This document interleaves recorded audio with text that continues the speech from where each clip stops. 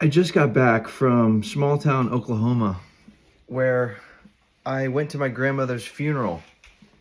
She just passed on at age 94. And my grandmother had very strong genes. I would speculate that her genes are even stronger than her son, which is my father, and even stronger than mine.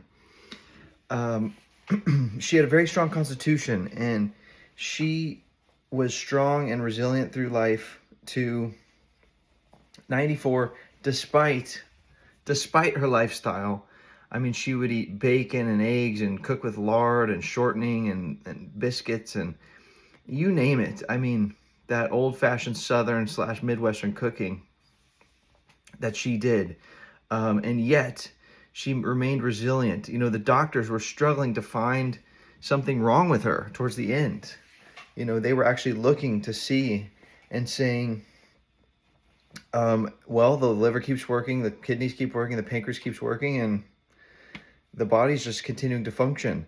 And this actually became a problem because my grandmother suffered from, in the last 5-ish years of her life, from Alzheimer's or dementia, or what's also called type 3 diabetes, which is a amyloid plaque that forms in the brain and insulin resistance in the brain.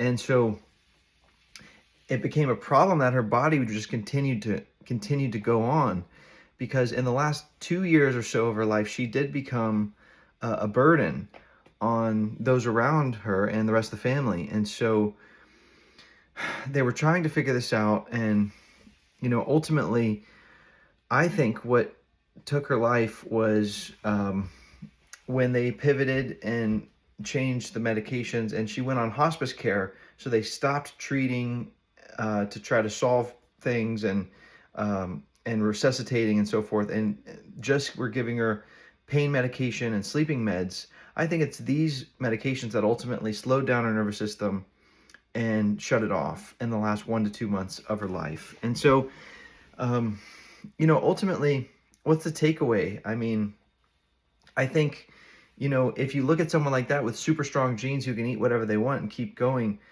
don't necessarily think that you necessarily can either. You might not have that get out of jail free card. I think those strong of genes, are a rare thing. And the other thing is that a lot of that is preventable. What she had is very closely related to diet. But you know what? Everyone is different. Everyone's journey is different. There's no right or wrong. My grandmother had a wonderful full life. I love you, grandmother. And you have to figure out what works for you.